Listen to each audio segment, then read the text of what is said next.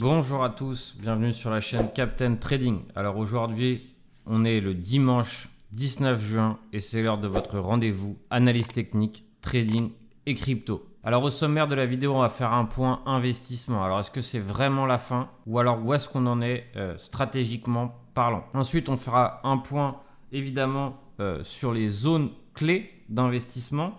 On fera un point trading car vous savez qu'actuellement, c'est ce qu'il y a de plus rentable sur ce marché. Et enfin, on terminera sur la plus grosse compétition de trading au monde. Alors, je commence tout simplement cette minute marché par de l'investissement, tout simplement parce que actuellement, évidemment, tous ceux qui sont investisseurs crypto sont sous l'eau ou plus que sous l'eau. Alors évidemment, ça dépend de quand est-ce que vous êtes rentré.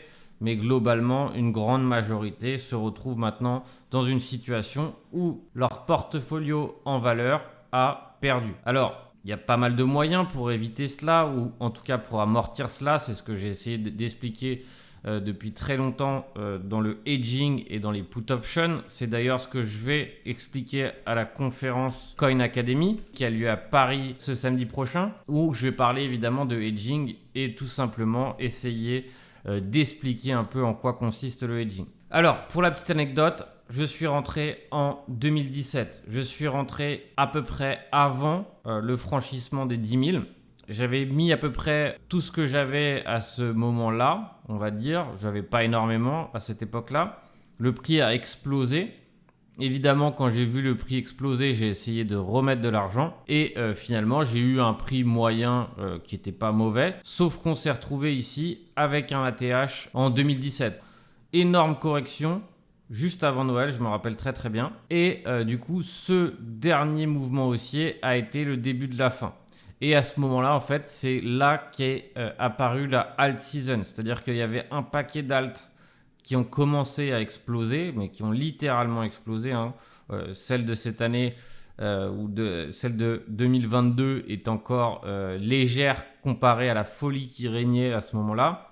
J'avais perdu aussi en utilisant le fameux BitMEX, en mettant du levier x100, bref, toutes les erreurs possibles, inimaginables, je les ai faites. Et mon capital qui à la base avait fait x10, donc j'avais mis à peu près 10 000 $ à l'époque, est monté à 100 000.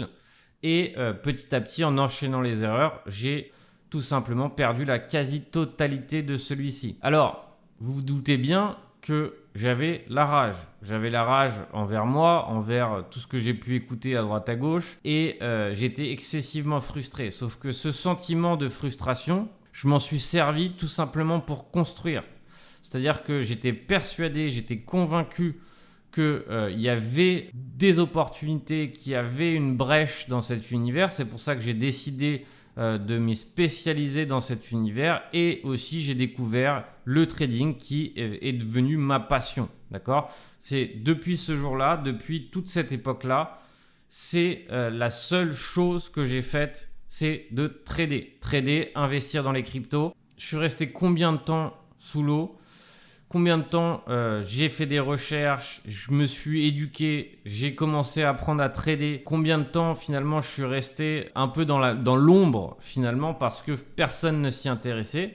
Plusieurs années avant tout simplement d'avoir cette explosion qui a commencé à avoir lieu et qui nous a donné ce magnifique bull run. Donc, toute la rage, tout le désespoir, tout ce que j'ai connu comme sentiment, je m'en suis servi pour construire quelque chose de solide et derrière finalement ça m'a permis de profiter, de ne pas commettre les erreurs des années précédentes et d'en sortir gagnant de ce bull run. Alors il faut savoir aussi que la majorité des traders, la majorité des gens que j'ai connus cette année qui ont réussi en crypto sont des gens qui avaient acheté le top en 2017. C'est-à-dire que finalement, peu importe qu'on ait acheté le top, pas le top, c'est normal de faire des erreurs quand on commence. C'est normal de tout simplement acheter des choses insignifiantes parce que quelqu'un nous l'a dit. C'est normal de tout simplement acheter sans stratégie. C'est normal d'éventuellement essayer le levier et faire n'importe quoi. Toutes ces choses-là sont des erreurs classiques. La seule chose, c'est que maintenant, il est dans vos mains de finalement remédier à toutes ces erreurs en construisant quelque chose de solide, en reprenant de bonnes bases, en vous éduquant un maximum, en essayant de mettre en place une méthodologie, une méthode, ou tout simplement de tirer la tronche et de partir en victime de tout ça. Alors, il y a une autre erreur qui est évidemment extrêmement dangereuse en investissement et qui est pour moi la plus grosse des erreurs, c'est tout simplement de se dire cette fois-ci c'est différent. Alors vous allez voir que le cette fois-ci c'est différent, il fonctionne à la fois à la hausse et à la fois à la baisse. Alors je m'explique. Quand on dit cette fois-ci c'est différent, c'était à peu près à ce moment-là. À ce moment-là, quand j'ai commencé à revendre un des plus gros put options et le put option le plus réussi que j'ai fait dans ma carrière de trader, à ce moment-là, tout le monde disait cette fois-ci c'est différent. Il y a les institutions, cette fois-ci il y a je sais quel fonds, il y a MicroStratégie, etc. Donc en gros, finalement, la majorité des investisseurs partaient du principe que cette fois-ci c'était différent. On allait continuer à aller hausser. Il y avait le super cycle, il y avait tous ces éléments qui disaient que voilà, ça y est, nous sommes maintenant dans une ère différente. C'est faux, on est toujours pareil. Depuis une dizaine de siècles, c'est la même chose en investissement en économie. On part toujours de cet énorme cycle haussier pour un cycle de consolidation, éventuellement un cycle baissier vers un nouveau cycle haussier. Regardez le SP500 depuis qu'il existe, ça a toujours été comme ça.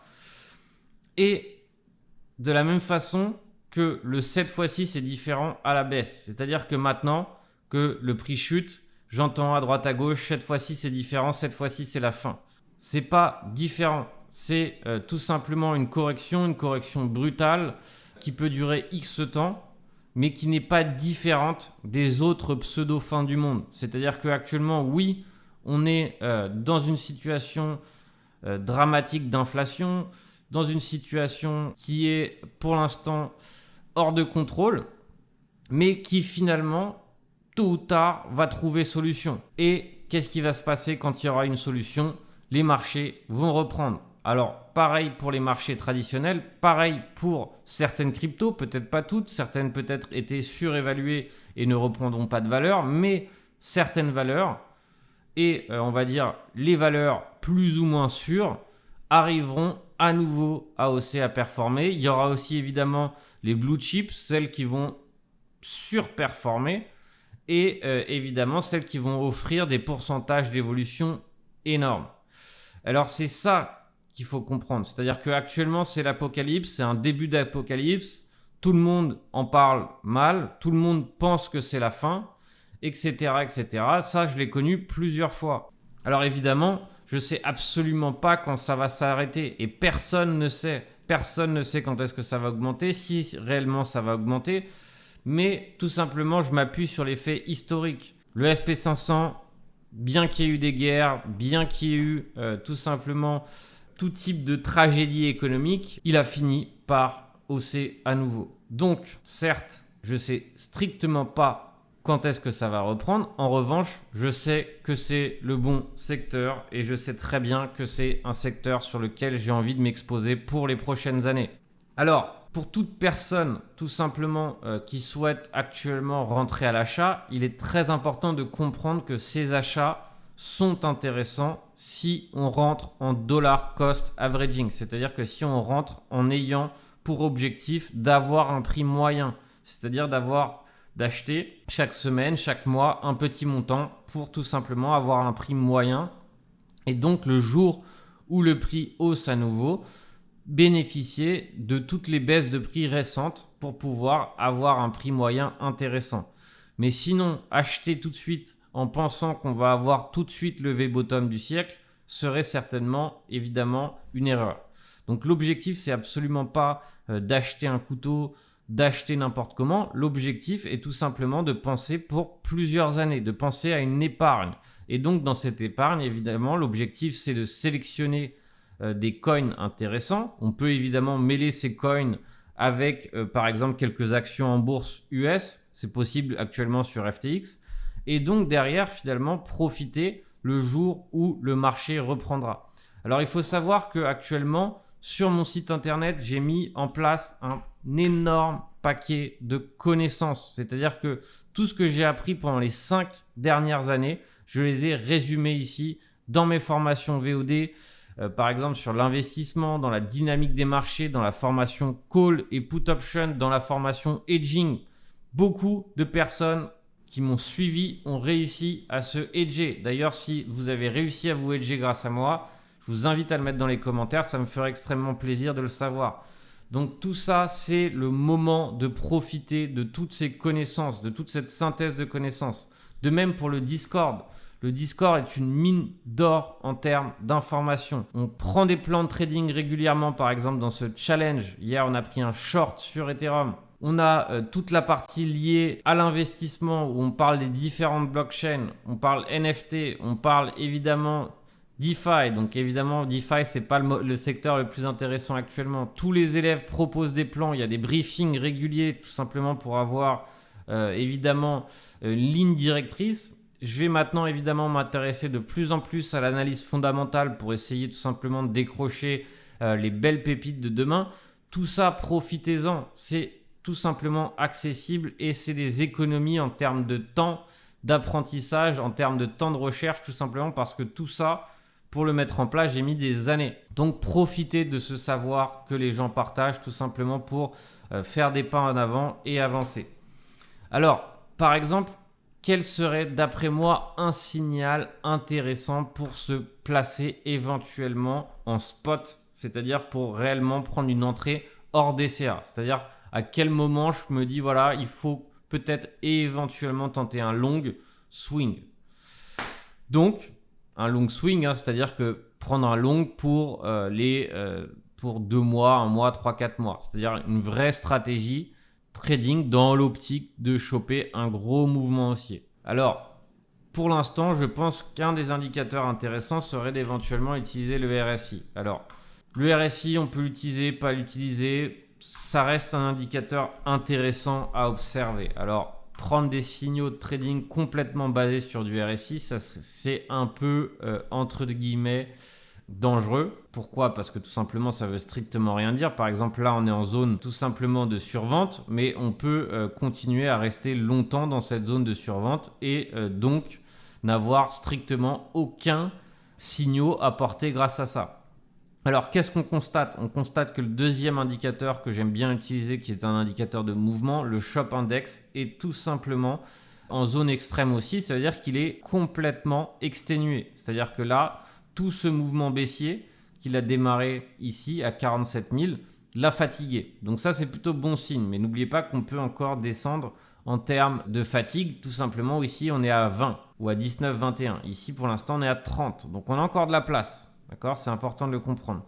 Donc, moi, par exemple, un signal qui pourrait être intéressant, ça serait éventuellement ici le début d'une divergence. Et donc ça, évidemment, ça peut mettre plusieurs semaines, voire des mois avant de se mettre en place. Et par exemple, on verrait le prix ici qui descend, on verrait un creux qui se dessine, on verrait éventuellement un autre creux ici, et enfin, le RSI qui revient dans la zone, et dans ces cas-là, on aurait une magnifique divergence.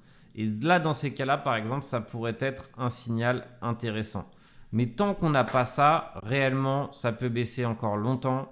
Et il faut comprendre qu'actuellement, peut-être qu'on se calme en termes de baisse, mais ça peut rester consolidé longtemps. Et ça, c'est évidemment quelque chose auquel il faut se préparer. Et évidemment, si on n'est pas prêt, on va tout simplement regretter ou on va se retrouver dans une situation de désarroi. On va laisser l'espoir dominer notre mental et derrière, finalement, dans l'espoir, on fait rien. On fait que des choses intéressantes dans la méthode, dans le mindset, mais pas dans l'espoir. Donc, actuellement, où est-ce qu'on se trouve ? On a l'air de se calmer. Ça, c'est quelque chose qui est important. Alors, on va voir comment on termine la clôture. On est venu chercher pile poil et cette zone, elle était clé. On en a parlé la semaine dernière. On est venu chercher pile poil ce petit creux. Si on regarde ici, on va se mettre en daily. On va voir que c'est le dernier creux. On avait la résistance ici des 20 000. Le dernier creux avant la tendance haussière. C'est-à-dire qu'on est venu récupérer ici ce petit point clé qui est tout simplement une zone de liquidité. Alors bien que ça fasse longtemps qu'on n'y est pas allé la visiter, ça reste une zone où certainement des investisseurs avaient des stop loss ou se disaient voilà, si on revient chercher ce niveau, je revendrai tout simplement parce que je ne veux pas perdre. Et possiblement, c'est ce qui s'est passé. On en a un deuxième creux intéressant, c'est celui juste après ici des 16 000, mais en tout cas celui-ci des 18 000 ou 17 850 a été tout simplement franchi à la baisse, mais pour l'instant absorbé. C'est-à-dire que si on regarde, et ça à chaque fois je vous invite à observer ces bougies, la formation de ces bougies, on a eu une belle réaction. D'accord ? C'est-à-dire qu'on a touché ce niveau et on a racheté immédiatement. De la même façon qu'à un moment donné ici on avait touché ce niveau des 20 000 et on avait eu un beau marteau. Seule chose c'est que évidemment ce marteau n'a pas marqué l'arrêt. Alors on voit ici tout simplement que le shop aussi Daily est lui pareil aussi dans une situation d'essoufflement complet, c'est-à-dire qu'il y a peu d'énergie pour baisser encore. On voit ici pareil aussi qu'au niveau du RSI c'est zone extrême. Alors qu'est-ce qu'on peut s'attendre dans X temps ? On peut s'attendre éventuellement à une petite hausse. Bien qu'on ait une hausse, peu importe la puissance de cette hausse, elle donnera lieu certainement tout simplement à une correction soit plus profonde, soit équivalente et à un range. Mais absolument pas penser que pour l'instant on est tiré d'affaire de quoi que ce soit. Ça c'est important de le comprendre. Alors maintenant qu'on a fait un point investissement assez complet, alors évidemment dans le live de ce soir on reparlera de d'autres éléments, on reverra d'autres niveaux clés pour d'autres cryptos, quels autres cryptos éventuellement je serais tenté d'insérer dans mon portefeuille ou autre. Mais maintenant on va se faire un point trading. Alors déjà, il faut essayer de comprendre principalement pourquoi on baisse. Alors, je ne sais pas si vous avez entendu que le gros fonds d'investissement 3AC Capital, qui est donc évidemment qui était un mastodonte en termes d'investissement et qui était aussi un génie en termes d'investissement dans le sens où ils ont surperformé à l'époque, ils ont pris des trades qui étaient absolument magnifiques. La seule chose, c'est qu'ils se sont retrouvés dans une tourmente à cause de la DeFi. Je pense qu'en partie, c'est lié à l'effondrement de l'UST. Donc, je pense qu'ils avaient beaucoup de positions avec de l'UST. Et donc, évidemment, le jour où Luna a collapsé, ça a créé pour eux certainement une situation dangereuse. Alors, évidemment, la faute est dans leur gestion de risque, dans le sens où, à mon avis, ils étaient largement trop exposés. Et donc, finalement, le fait peut-être éventuellement d'avoir été infaillible durant quelques années, leur a donné une aversion au risque démesurée et donc finalement ils se sont retrouvés dans cette situation dangereuse. Je pense qu'ils sont en train de liquider pas mal de positions, je ne sais pas s'ils vont s'en remettre ou pas, mais en tout cas il y a beaucoup de leurs positions qui ont été liquidées où ils se sont retrouvés à rajouter du collatéral. Alors n'oubliez pas, une chose importante, c'est que par exemple, pourquoi le prix de l'Ethereum chute et chute de plus en plus, c'est que s'il y a des positions qui sont leveragées, des positions qui sont tout simplement en danger, il est très facile pour les market makers ou pour les whales, tout simplement, d'aller chercher leur stop loss, d'aller chercher leur liquidation. Pourquoi ? Parce que c'est de l'argent facile. Ils ont qu'à shorter, pousser le prix et derrière, ils savent que la liquidation va entraîner une baisse de prix encore plus violente. C'est ça qui est important de comprendre. Et c'est pour ça qu'actuellement, finalement, on est descendu hier à 887, certainement parce qu'il y avait beaucoup de liquidations à aller chercher à 940. Alors, il y a un site qui recense les liquidations de façon extrêmement intéressante. Donc, finalement, maintenant, ce qui est intéressant, finalement, c'est toutes les liquidations qui entraînent tout simplement des chutes de prix. Alors, il fallait savoir qu'au début du week-end, il y avait cette liquidation à peu près vers les 898$ et c'est tout simplement finalement la liquidation la plus importante. Alors, pareil, il y en avait d'autres ici vers les 954 qui a donné lieu à une liquidation. Bref, il y a énormément de liquidations à prendre. Par exemple, ici, on voit qu'à 649, il y en a. Ici, il y a une vingtaine de millions par là. Et donc, tout simplement, on se retrouve dans une situation où, à l'époque, on était plus dans la liquidation de retail. Mais maintenant, vraiment, l'objectif est la liquidation des grosses whales qui sont tout simplement surexposées sur la DeFi. Et donc, c'est tout simplement pourquoi, actuellement, par exemple, sur Ethereum, on voit qu'il y a des grosses liquidations qui ont lieu. Et donc, c'est ça, en partie, qui fait chuter le prix énormément. Et ça crée tout simplement des cascades assez violentes. Alors, il y avait des rumeurs comme quoi il y avait une liquidation en début de week-end sur éventuellement une liquidation qui appartiendrait à 3AC Capital. Je ne sais pas ce qu'elle en est devenue, si réellement elle a été liquidée ou ils ont réussi à rajouter du collatéral pour tout simplement protéger leur capital. Tout ça, c'est des éléments qu'il faut prendre en compte et c'est pour ça que c'est des éléments qui font que finalement, on ne sait strictement pas jusqu'à où on peut aller parce qu'on peut éventuellement continuer à chuter pour aller chercher des liquidations. Alors, d'un point de vue technique, d'un point de vue trading, pourquoi ça m'intéresse? C'est parce que c'est ce qui permet de faire des profits tout de suite. C'est-à-dire que là, on n'est plus du tout dans l'investissement, on est dans la mise en place d'une méthode, d'une stratégie, ce que j'essaie de mettre en place toujours avec ma communauté, c'est-à-dire méthode, mindset et money management. Avec ces 3 éléments, normalement, on peut arriver à faire sa bosse sur ce marché et éventuellement être rentable si on arrive éventuellement à persister et donc à réellement comprendre ce qu'on fait. Alors par exemple, un short que j'ai pris avec la communauté ce week-end, samedi, d'habitude, j'ai pas l'habitude de trader, mais c'est vrai que ce week-end, je l'ai fait parce que c'était assez évident. C'est par exemple ce short ici qu'on va décortiquer ensemble. Donc j'étais assez persuadé que cette petite consolidation allait donner lieu certainement à une continuation baissière, tout simplement parce que il était assez évident qu'on allait chercher ces liquidations et c'est d'ailleurs ce qui s'est passé. Alors on revient sur le setup. Pourquoi? Parce que c'est toujours intéressant de revenir sur les setups. Alors ce week-end on était là, donc c'est le trade que j'ai pris. Alors qu'est-ce qui s'est passé ici? On a eu cette correction. On va zoomer en 15 minutes pour le voir de plus près. On a échoué ici sur cette résistance et ça a donné lieu évidemment à la correction violente. Alors ensuite, suite à la correction violente, il y a eu ici un rebond assez important et donc éventuellement, entre guillemets, peut-être que temporairement ici, on a trouvé un creux qui puisse être tout simplement un bottom temporaire. D'accord? Encore une fois, ça veut strictement rien dire. On peut très bien continuer à aller chercher la liquidité vers le bas, mais pour l'instant, on a l'air de dessiner ici un creux et un sommet et un creux au-dessus du précédent.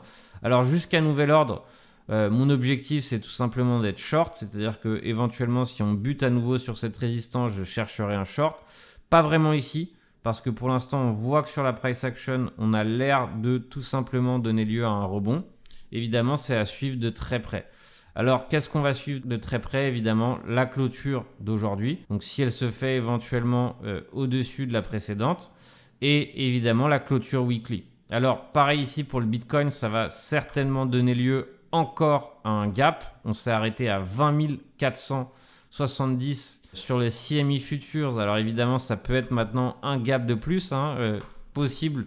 Encore une fois, je vous le répète, 48 heures pour combler les gaps. Au-delà de 48 heures, finalement, beaucoup moins de chances d'être comblés. C'est-à-dire qu'ils peuvent être comblés, mais ils ne seront plus comblés tout de suite. Ça reste quelque chose de côté qui ne sera pas fait tout de suite. Donc 48 heures, c'est le gap intéressant. Alors on va voir évidemment comment on va clôturer, comment on va ouvrir la semaine. Si réellement on va tenter d'aller chercher ce gap, on est actuellement à 18 600. C'est-à-dire qu'on a un gap de $2000. Donc tout ça, ça va être à surveiller de près. On a eu vraiment une sale clôture aussi weekly. On a eu plutôt une clôture assez raisonnable avec 1% sur le Nasdaq et sur le SP500. Alors on espère aussi évidemment que cette accalmie va se répercuter sur les cryptos. Quel est le problème actuellement qu'on a sur les cryptos qu'on n'a pas tout simplement sur le SP500 et le Nasdaq? C'est tout simplement ces fonds d'investissement qui sont dans des situations de quasi-liquidation. Alors, je vous rappelle aussi que c'est les derniers jours pour s'inscrire à la WOST. Donc, c'est la plus grosse compétition de trading au monde. Donc, le price pool est de 8 millions de dollars s'il y a tous les inscrits. Donc, normalement, pour l'instant, on n'est pas encore sur ce price pool. Donc, 8 jours pour s'inscrire. J'ai monté l'équipe du captain, la capitainerie. Objectif tout simplement, donc c'est important de comprendre que c'est pour des gens qui ont un niveau avancé, des gens qui veulent se surpasser, qui comprennent que l'argent investi dans cette compétition qui est au minimum de $500. Alors il faut avoir $500 sur son compte, ça ne veut pas dire qu'on doit utiliser les 500 $ pour trader. Mais pour s'inscrire, il faut 500 $. Donc c'est le moment de se dépasser, de se surpasser, de rejoindre une équipe de gens extrêmement déterminés. Alors c'est vachement bon pour l'expérience que de mettre en place ce genre de compétition. J'ouvre un salon pour tous les membres de l'équipe. J'ai aussi mis en place un tableau de performance que j'offrirai à tous les membres de l'équipe. On est pour l'instant 48.